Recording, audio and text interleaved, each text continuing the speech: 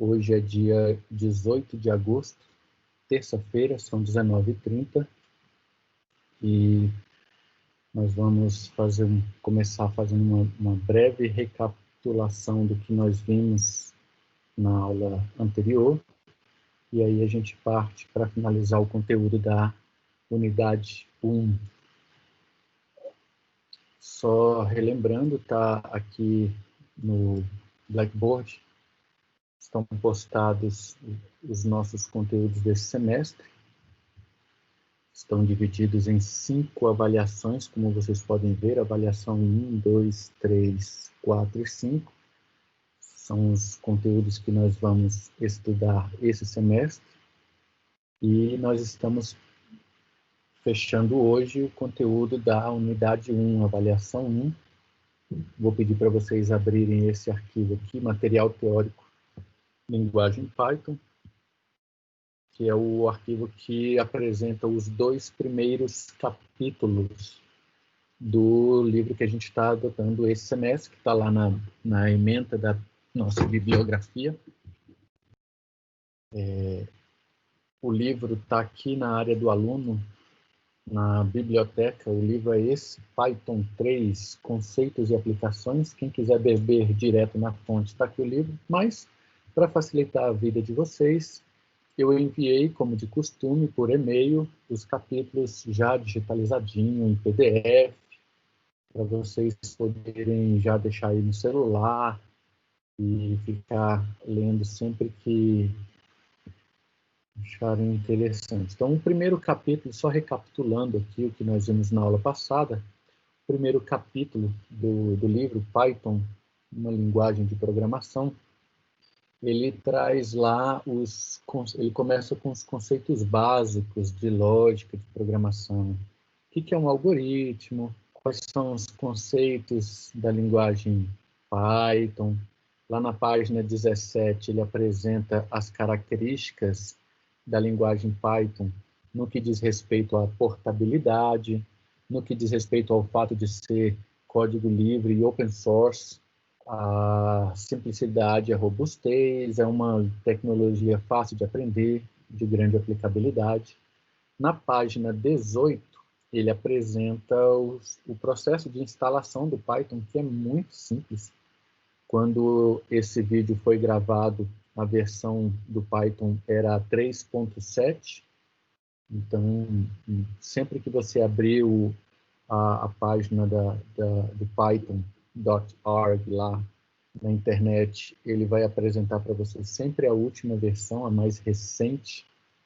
E aqui ele apresenta, no capítulo 1, ele finaliza o capítulo 1 apresentando alguns conceitos básicos da linguagem, apresenta IDEs que você pode utilizar, qual é o requisito mínimo de hardware e de software para você usar o Python. Quando esse livro foi escrito, a versão do Python era 3.4. Quando esse vídeo aqui que vocês estão assistindo agora foi gravado, a versão mais recente era 3.7. Mas sempre que você for lá no site, você vai encontrar a versão mais atual para poder baixar. No capítulo 2 é que começa a brincadeira propriamente dita. Ele traz o conceito, ele já começa com o conceito de objetos e classes.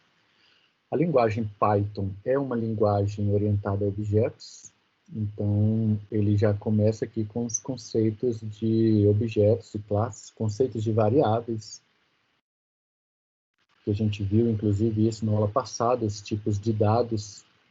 Ele vem com o conceito do comando type e do comando id, que nós utilizamos bastante também na aula passada. Fizemos até um exercício a respeito desses comandos. Ele traz aqui na página 27, ele traz os tipos de dados simples do Python, que é o inteiro, o float e o complex.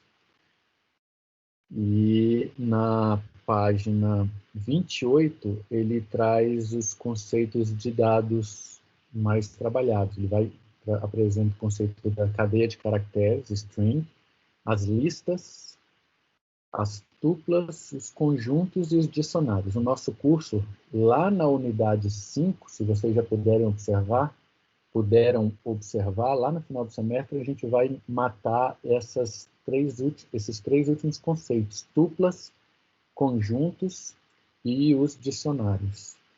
E aí a gente consegue permear toda a parte básica da linguagem Python, que é uma linguagem de programação, conforme nós vimos na aula passada, uma linguagem de programação com funcionalidades muito interessantes para se trabalhar com cálculos matemáticos, estatísticos e operações de treinamento de rede, utilizando machine learning. Uma das sugestões que eu fiz para vocês é, na disciplina de linguagem de programação 2, solicitar que o professor aborde a parte de inteligência artificial do Python. Se porventura for o professor Wilson, aí não tem problema, a gente já segue a linguagem de programação 2 fazendo machine learning. Então, até aqui na linguagem de programação 1, que é o conteúdo dessa disciplina, a gente vai permear todo o alicerce que nós precisamos ter da linguagem Python para poder avançar e aí trabalhar com cálculos matemáticos e estatísticos mais apurados e também com a parte de inteligência artificial. Aqui está, nesse capítulo 1, apresentou que o Python é da década de 90, início da década de 90, e foi desenvolvido no departamento de matemática de uma universidade norte-americana, então ele é voltado especificamente para fazer operações matemáticas e estatísticas, que para isso ele acaba sendo imbatível.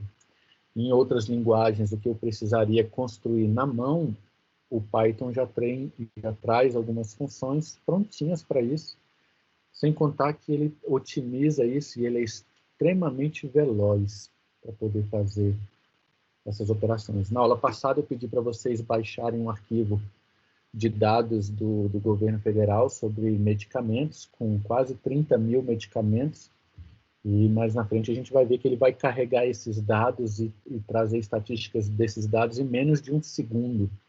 Então, ele é bastante otimizado para esse tipo de operação. Aqui na página 29, ele começou a apresentar exemplos de um exercício básico, onde ele declara algumas variáveis e faz o cálculo de impressão. Nesse momento, eu apresentei para vocês os conceitos do dir e do help.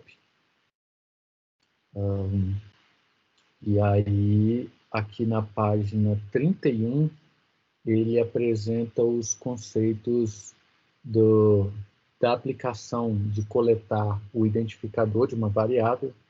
Nesse momento, nós fizemos um exercício e resolvemos um exercício utilizando o comando type e o comando id. E aqui na página 32, ele apresenta as características de atribuições e operações aritméticas. Na página 33 é bem interessante, porque ele apresenta o conceito de mutabilidade e imutabilidade. Alguém ficou com alguma dúvida a respeito disso? Isso é um assunto interessante, importante, tá? A respeito de mutabilidade e imutabilidade. Ele fala aqui, ó, no item 2.3.2, ele explica a respeito disso. Alguém ficou com alguma dúvida? O que é um objeto imutável e o que é um objeto mutável? Se eu não me engano, eu tenho questões no banco a respeito disso. Deixa eu até dar uma olhadinha aqui. Então, se alguém ficou com alguma dúvida, já fale agora, ou então eu fico tranquilo e despreocupado. Vamos ver aqui. Linguagem de programação em Python. Deixa eu pesquisar a palavra mutável. Eu tenho questões no banco sobre isso, tá? Sobre o item ser mutável e imutável. Se ficou alguma dúvida, por favor, não deixem de perguntar ou de me escrever. Aqui na página 34, ele apresenta um exercício bem interessante, onde ele utiliza os conceitos dos operadores, ó, o conceito de atribuição de dados. Isso ficou chove nos nossos exercícios. Já no exercício número 6, se eu não me engano, deixa eu até abrir a lista aqui, lista de exercício número 1. Se você puder também, quando você estiver assistindo esse vídeo e acompanhando, abrir essas listas, é bem interessante.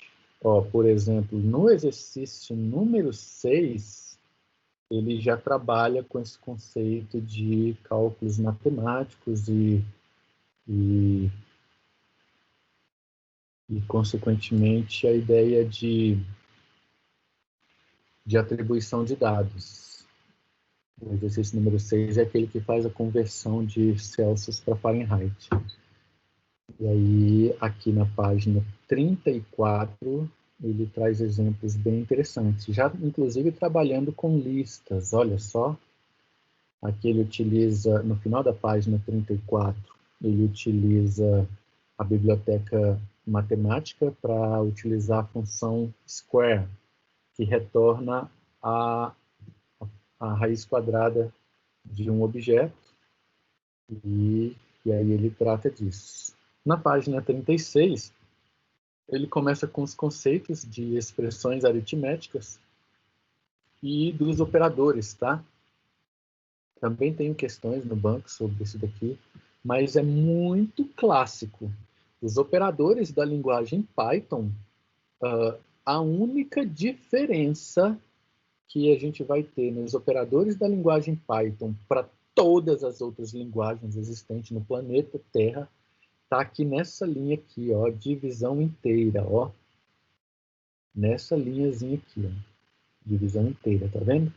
Por quê? Porque o Python, ele tem a barra simples para divisão que vai retornar o resultado de um... Deixa eu até... Isso é importante, deixa eu descrever aqui.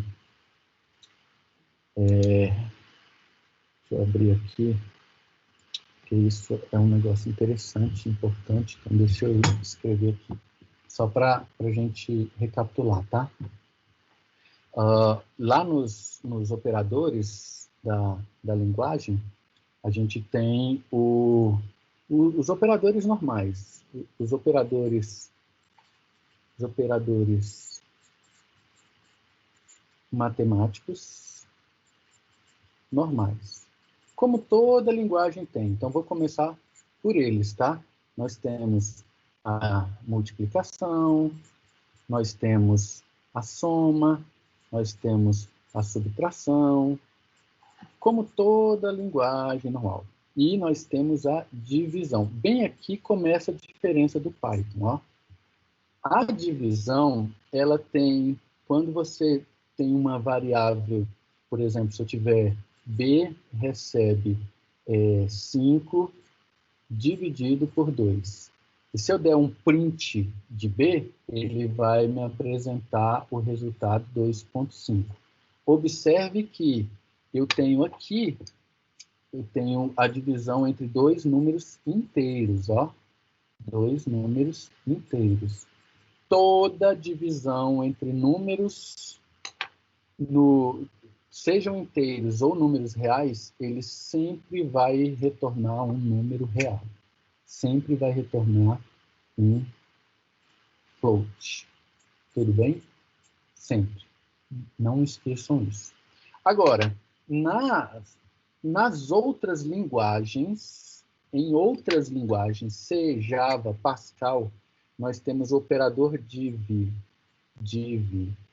que ele pega o resto, o resultado da divisão de inteiros. Todas as linguagens, tá? Todas as linguagens. Porém, no Python, nós temos o barra, que é a divisão de inteiros. Então, se eu tenho lá B recebe 5 barra 2, o resultado é o quê? 2. Então, o resultado inteiro. Então, essa é a diferença. Nas demais linguagens da face da Terra, barra, barra é comentário, tá? Nas demais linguagens, outras linguagens de programação, o barra, barra é comentário. Aqui no Python, não. O barra, barra é divisão de números inteiros. Não confundam isso com a ideia do operador de resto da divisão, tá? Porque o resto da divisão, conforme vocês podem ver aqui nessa tabelinha da página 36, olha lá, ó, o resto da divisão, assim como ocorre em todas as outras linguagens, é o percent. Tudo bem? Então, não esqueçam mais isso. E, como ocorre também nas demais linguagens, o operador de potenciação é o asterisco, asterisco. Alguma dúvida podem perguntar.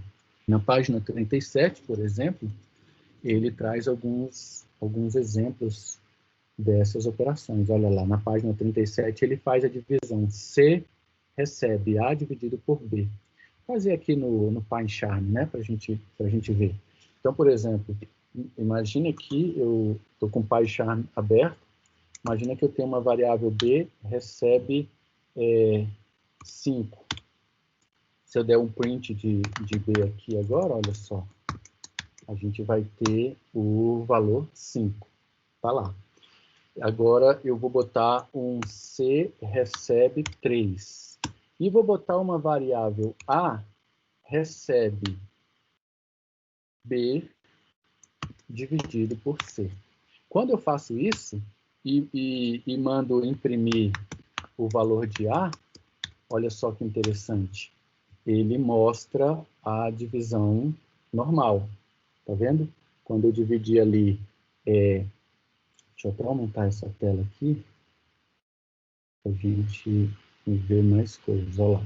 Então, quando eu tinha lá A recebe B dividido por C, ele me dá o resultado. Agora, quando eu coloco A recebe B dividido por C com 2 barras, e agora mando imprimir o valor de A, olha só que interessante, ele só me deu o valor 1. Em todas as outras linguagens, a gente tem um operador div para isso. Tá? E aqui a mesma coisa, eu tenho o resto da divisão, ok?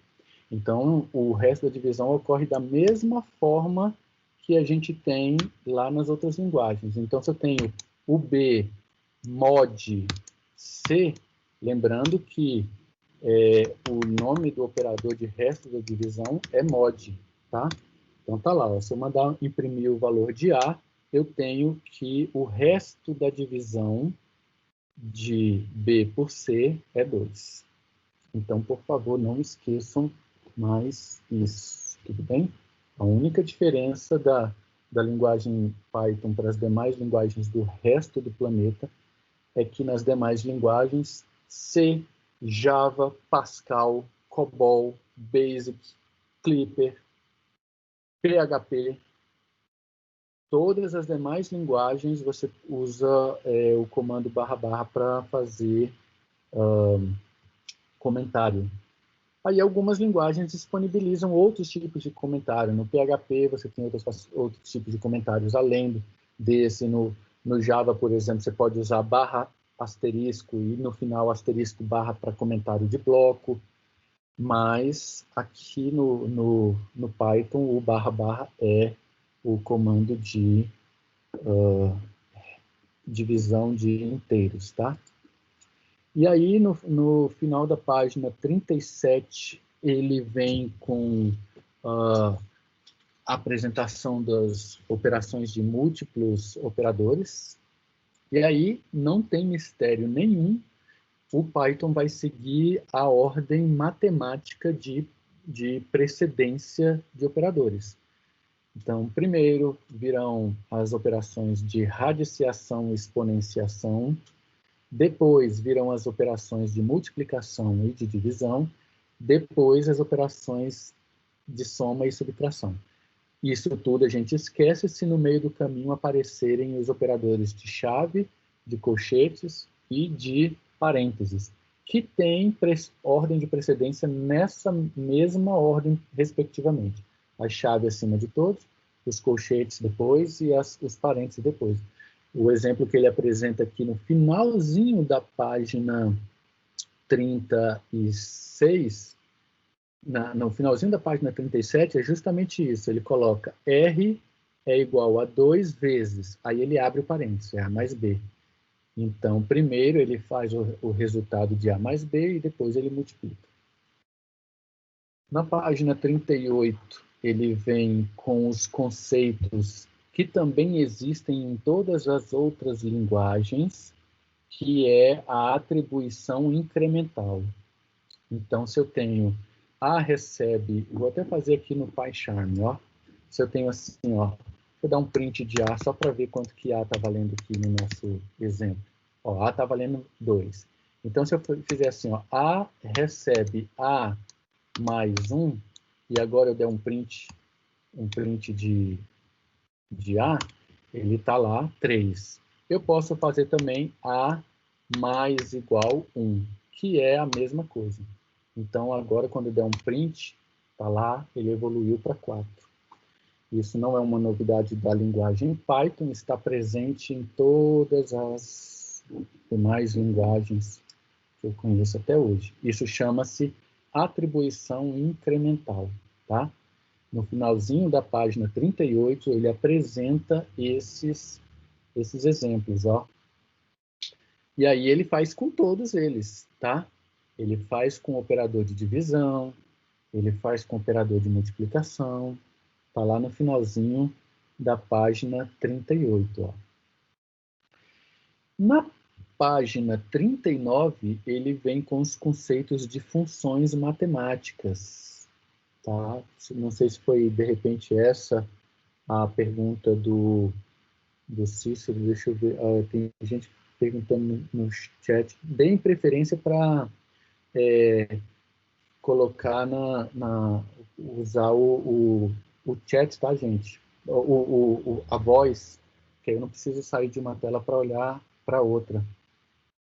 Então, a gente fica mais fácil e vai ficar gravado no vídeo, fica até melhor ainda. Então, aqui na página 39, a gente tem os conceitos de operações com funções. Ele começa já na página 39, apresentando aqui a biblioteca Math, e aí faz o cálculo da raiz quadrada, tá? Ele finaliza a página 39 e o início da página 40 com alguns exemplos de algumas funções bastante utilizadas, funções que nós usamos no nosso exercício da lista 1, não sei se vocês lembram, a função de conversão, ó, do int, do float. A gente usou essas funções na nossa lista de exercício 1. Função para arredondamento e truncagem. Rapidinho sobre arredondamento e truncagem. O arredondamento, ele utiliza a lei universal de arredondamento. Então, você aponta aqui, ó, na cláusula N, a quantidade de casas que você quer fazer o arredondamento. E aí, se a última casa for acima de 5, ele vai arredondar para cima. Se a última casa for até 5, ele mantém o valor. É a regra universal de arredondamento. Já o comando trunc, não. O comando trunc, como o próprio nome diz, ele trunca, ele quebra. Então, se você, nesse exemplo aqui do PyCharm, por exemplo, quando a gente fez a divisão de 2 por 3, que deu 1.666, então, se você diz para ele truncar, ele simplesmente quebra e ignora as casas decimais que vêm depois dali. Essas funções estão presentes em outras ferramentas. Se você abrir o Excel, por exemplo, tem lá a função arred, que é arredondamento, e a função trunc, de truncagem, que inclusive tem o mesmo nome. Olha que interessante. E aí tem a função exponencial, a função raiz quadrada, a função logaritmo, a função seno, cosseno, tangente. Não vou usar nenhum exercício que utilize essas funções matemáticas. Então, estão aí somente para vocês, somente para vocês ter conhecimento dela, para facilitar a vida. Deixa eu dar uma olhada aqui no chat, ver se alguém... Deem preferência para o áudio, tá, gente? Deixa eu ver... Trish, professor, so the time left then you still have will be used in the next exam. A Trish perguntou aqui, professor, o tempo que eu não utilizar na minha prova, eu poderei utilizar como crédito na próxima avaliação? Sim. A pergunta da Trish, professor, vou fazer a minha prova da semana que vem e aí eu vou ter lá, por exemplo, foram sorteadas 10 questões para mim, que a soma das 10 questões dão, por exemplo, 40 minutos. Um exemplo hipotético, né? Deu 40 minutos. Aí eu fiz a minha prova e gastei meia hora. Esses 10 minutos que ficaram sobrando, eles voltam para sua conta aqui como crédito, para você poder usar lá na última avaliação, tá? Então, o tempo que você não utilizar na sua prova, você usa como crédito na outra avaliação. No final da página 40, ele apresenta aqui o comando print, que a gente usou largamente na nossa lista de exercício, a lista 1. Então, que inclusive a gente até mostrou aqui para mostrar o valor do A, né? Comando print, bem tranquilo. E aí, nesse momento aqui, a gente já teve condições de resolver os exercícios da nossa lista. Por quê? Os exercícios da lista 1, eles precisam basicamente desses 2 comandinhos aqui que estão no final da página 39, que é o comando de cast de conversão do int e do float. Basicamente, essas 2 funçõezinhas.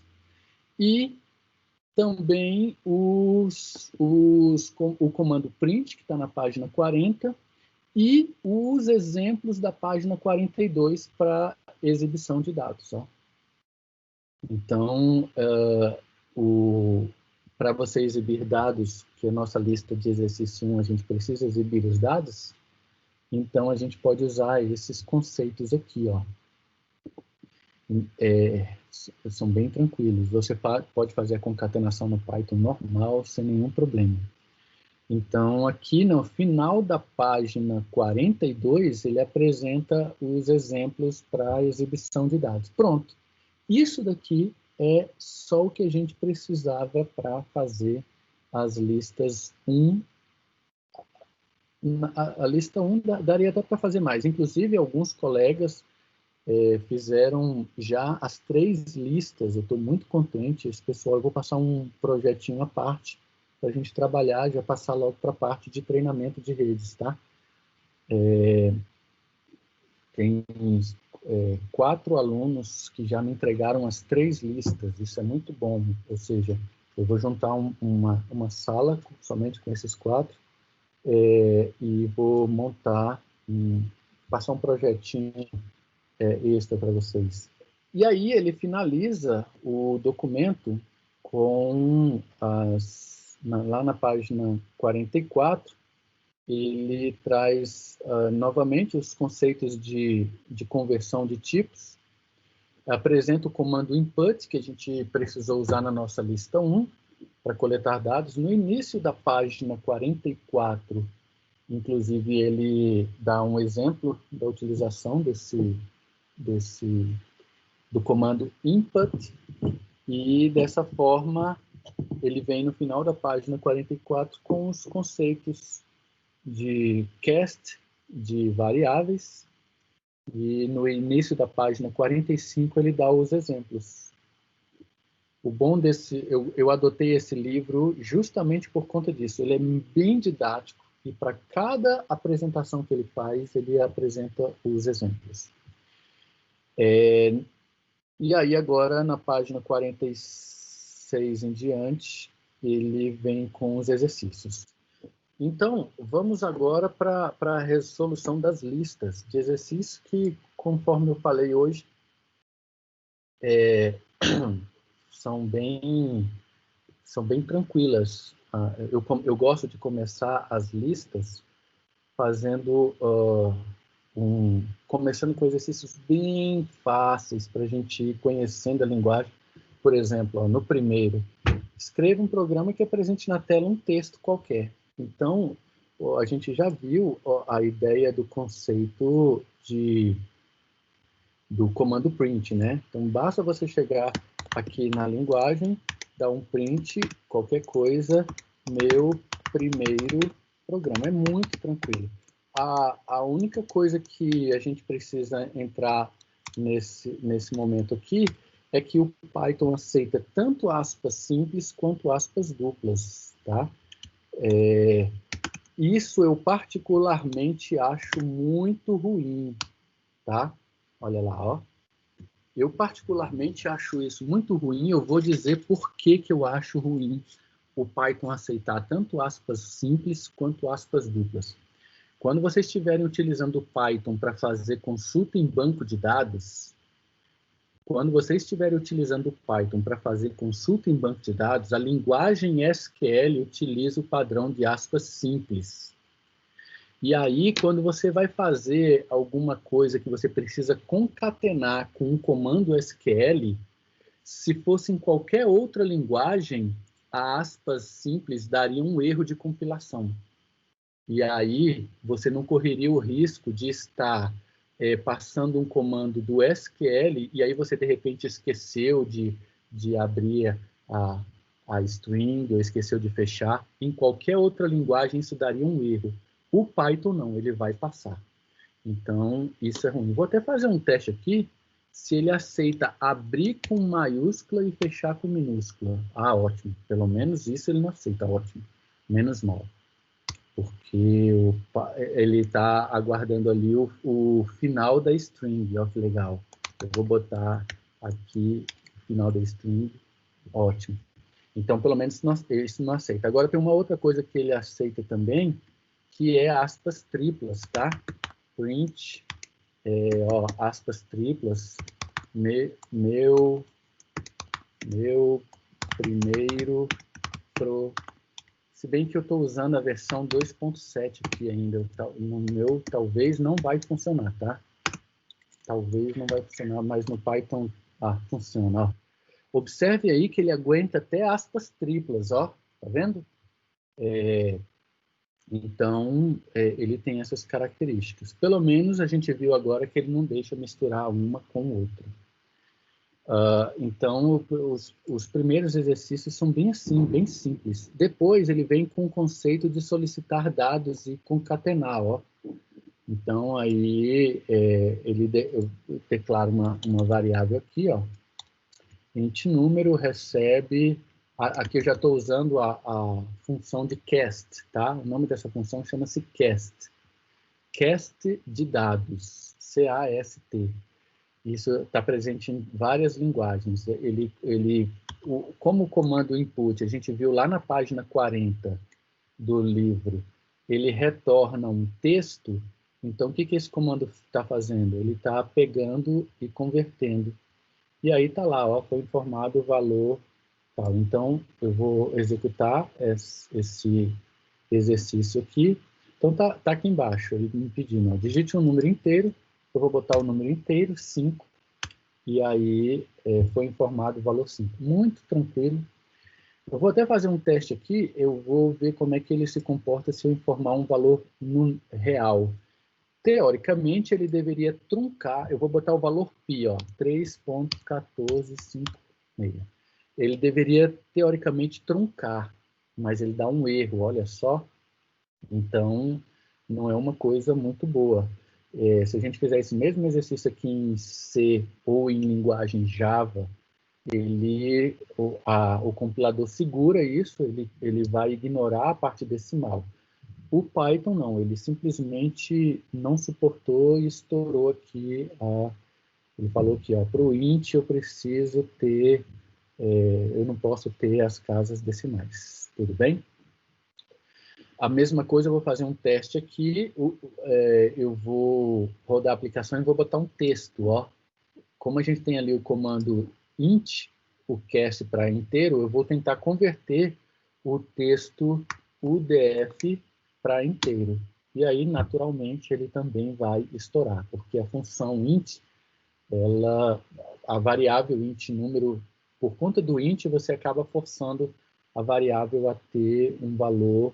Quer ver, ó, um exemplo disso? Se eu for aqui no terminal do Python, eu vou no terminal do Python e vou colocar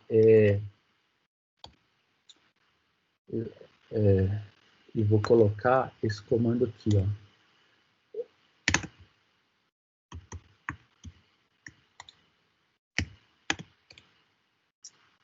Python.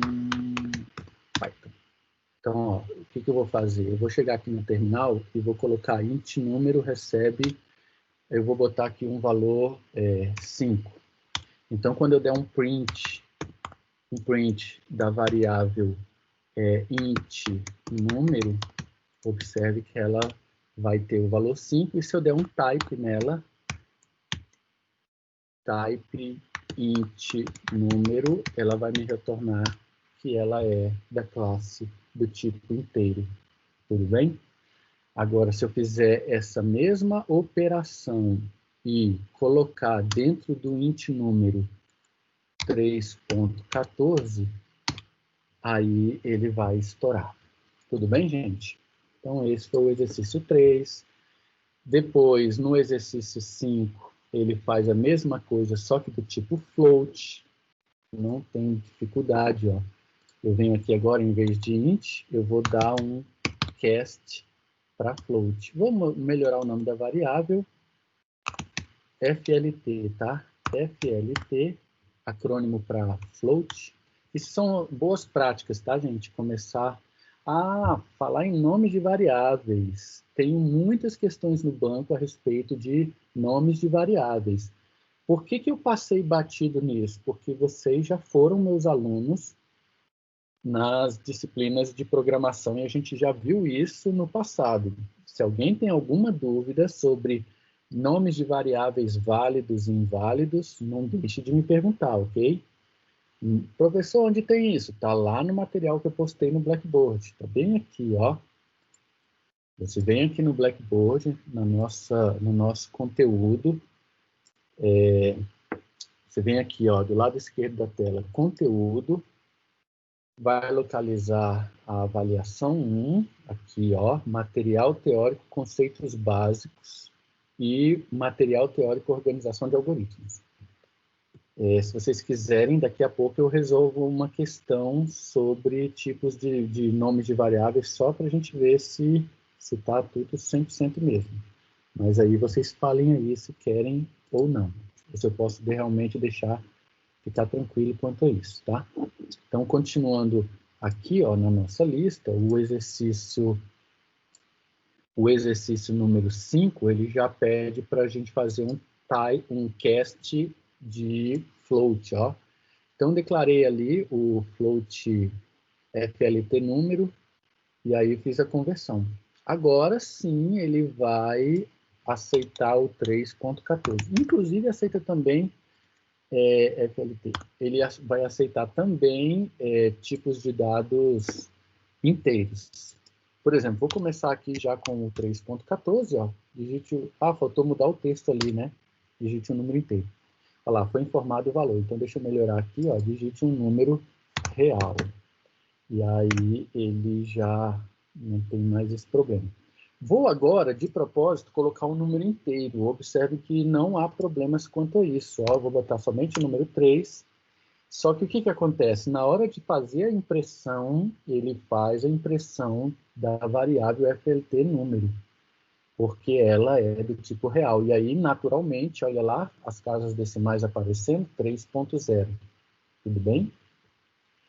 A exceção vai ser o quê? Obviamente, se eu colocar um texto. Se eu colocar UDF, nesse caso, aí ele vai estourar, porque o cast do float não vai suportar o conteúdo alfanumérico. Esse foi o exercício 5. Até aqui é tranquilo, alguma dúvida? Moleza, né? Moleza, moleza. Depois, o exercício 6, ele já pede para fazer um cálculo matemático aqui, ó. Ele pede Fahrenheit é igual a Celsius dividido por vezes 1,8 mais 32. Aí a gente já começa agora a trabalhar com o conceito de dados. Então, informe a temperatura em graus Celsius, informe a temperatura em graus Celsius. Só para a gente recapitular, nós temos várias escalas de temperatura. As 3 mais comuns é a que a gente utiliza no Brasil e na Europa, que é a escala Celsius. A que é utilizada no continente norte-americano, nos Estados Unidos, que é a escala Fahrenheit. E para a gente trabalhar com química, a gente precisa de operações, fazer simulações com zero absoluto. Então, a gente utiliza a escala Kelvin, que ela começa no zero absoluto, que é o 273 graus Celsius negativos. Por que o zero absoluto? Que é o ponto de fusão mínimo de todos os elementos da tabela periódica. Voltando aqui, ó, informe a temperatura em graus Celsius. Ele colocou ali na variável FLT número. Na hora de informar, eu posso fazer um cálculo aqui fora, ó, e fazer uma variável chamada FLT Fahrenheit. Ela vai receber o quê? Aí eu vou colar lá do exercício, ó. Ela recebe FLT número multiplicado por 1,8. O resultado disso daqui eu vou somar com 32. Lembro que esse parênteses, nesse caso, ele é opcional, porque naturalmente ele já iria fazer a ordem de precedência. Primeiro ele iria fazer a multiplicação e depois a soma. E aí a gente pode printar aqui agora o resultado, a temperatura Fahrenheit equivale a, e aí eu coloco ali a variável FLT Fahrenheit. Muito simples, um exercício assim, beginner. Tanto é que ninguém teve dúvida, ninguém me procurou durante a semana, então foi bem tranquila lá. Informa a temperatura em graus Celsius. Agora, em Brasília, quando a gente estava gravando esse vídeo, a temperatura estava em 26 graus. No dia 18 de agosto de 2020, eram 8h40 quando a gente gravou esse momento aqui, informa a temperatura em graus Celsius, ou seja, a temperatura em graus Fahrenheit equivale a 78 graus Fahrenheit. Então, esse é o exercício 6, aí depois o exercício 7, a gente mistura as variáveis. Depois, no exercício 8, a gente começa a trabalhar com string. Ó, escreva um programa que solicite a cor e, ao final, apresente a cor. Aí, a única diferença é que agora a gente não vai precisar mais fazer o cast da variável. Inclusive, quando o Emanuel me mandou a lista dele, não sei se você lembra, Emanuel, você estava fazendo o cast de string para input. Lembra disso? Aí eu falei, ó, Emanuel, nesse caso você não precisa fazer. Eu falei sobre, só recapitulando rapidamente aqui da aula passada, ó. Na aula passada eu falei das linguagens serem interpretadas ou compiladas. Eu dei exemplos de linguagens interpretadas, como é o caso do JavaScript, do PHP, do Perl, e dei exemplos de linguagens compiladas, como é o caso do C, o Java, que gera um bytecode, e o caso do Python. Depois a gente falou sobre as características do Python de ter um apelo forte para a gente poder utilizar operações matemáticas. Não sei se vocês lembram, o Python traz bibliotecas matemáticas e, além de trabalhar brilhantemente com isso, ele é extremamente veloz.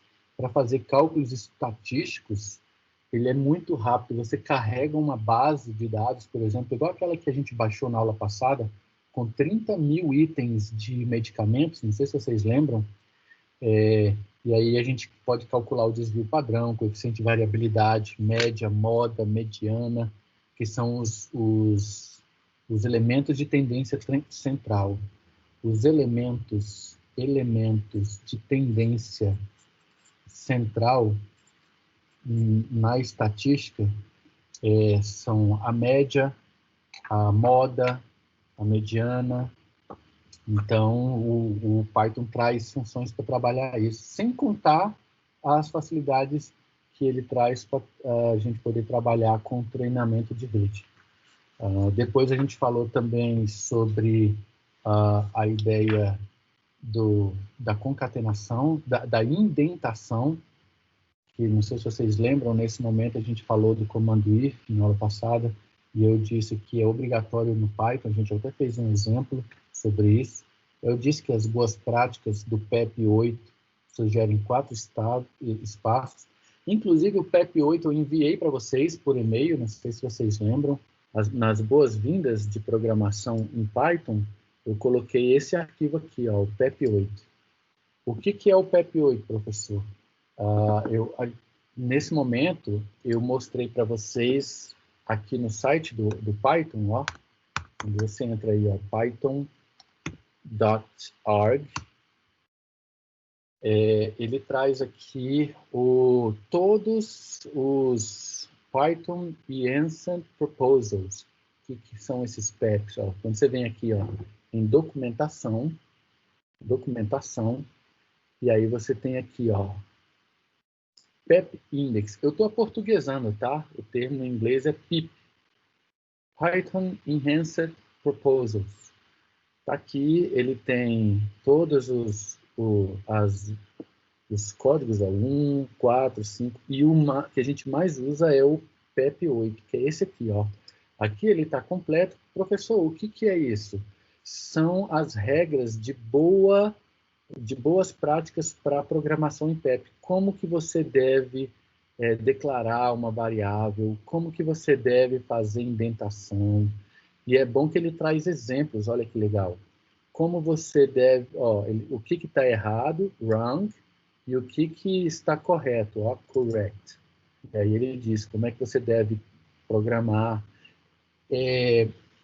Muitas entrevistas para desenvolvedor Python, eles perguntam sobre as boas práticas do PEP 8.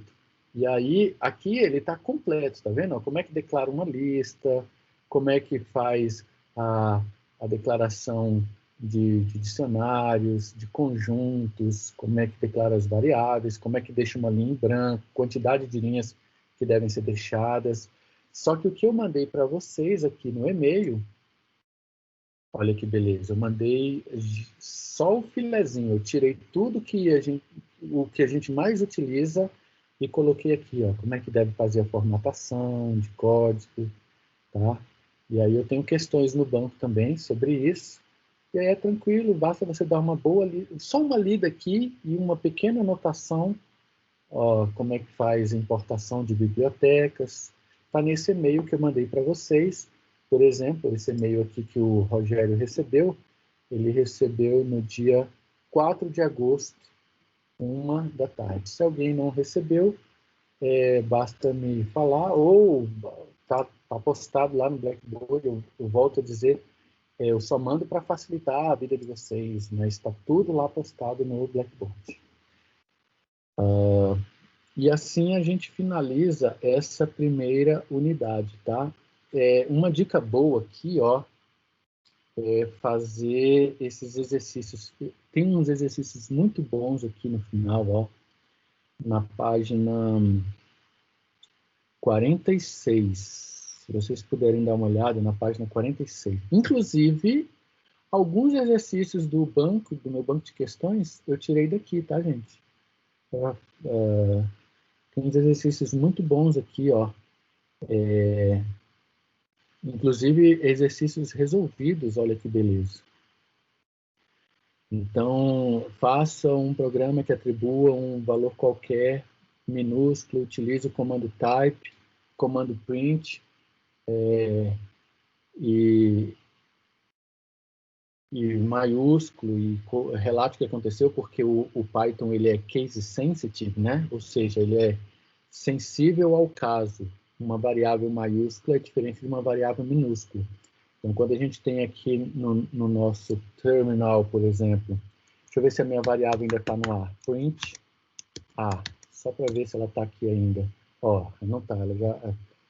Print A is not defined. Não está definido. Então, se eu ponho aqui, ó, A recebe 5 e mando dar um print na variável A maiúscula, está lá, 5. Agora, se eu der um print na variável A minúscula, ele vai me dizer que ela não está definida, porque o Python é sensível ao caso. Tenho questões com isso. Eu tenho questão que eu boto um código em Python e aí eu coloco a declaração da variável recebendo o valor minúsculo e lá embaixo eu chamo maiúscula. E uma dos itens aparece lá. Existe erro de sintaxe. O bom é que vocês já foram meus alunos, sabem como é que são as minhas avaliações, então já todo mundo já está craque. Deixa eu ver o que mais a gente tem aqui, ó, que interessante.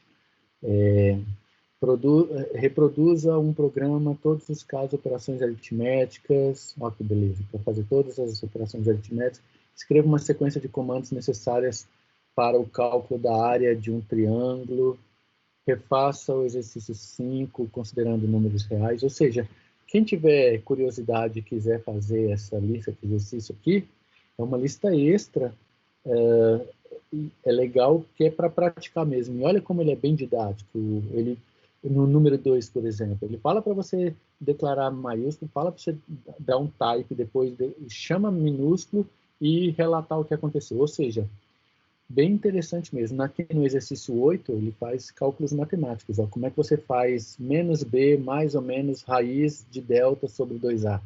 É a famosa fórmula de Bhaskara, que identifica as duas raízes de uma equação do segundo grau. Então tá aqui, ó. Uma dica de ouro, de repente, é fazer esses exercícios para a gente ficar mais craque ainda. E depois da semana que vem, que a gente vai fazer o exercício valendo 2 pontos, a gente já começa a unidade 2, que é... Aí já começa a ficar mais interessante, a gente já começa a trabalhar com fluxos, estrutura de fluxos, ó. Aí vai ficar mais legal. Por enquanto ainda está muito fácil. Amigos, até aqui alguma dúvida? Tranquilo. Posso ficar despreocupado. Nós somos 19 alunos. Alguém tem alguma dúvida? Quer perguntar alguma coisa da aula passada, de hoje? Quer resolver mais alguma questão? Querem falar sobre PEP 8? Querem falar sobre Diri Help? Ficou alguma dúvida? Tá tranquilo? Posso ficar despreocupado, então?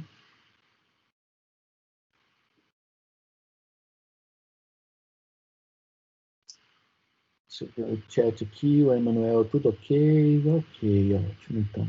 Então, meus amigos, o que eu vou finalizar, então, a gravação dessa aula agora e vou continuar aqui e vou falar sobre a nossa avaliação da semana que vem, tá?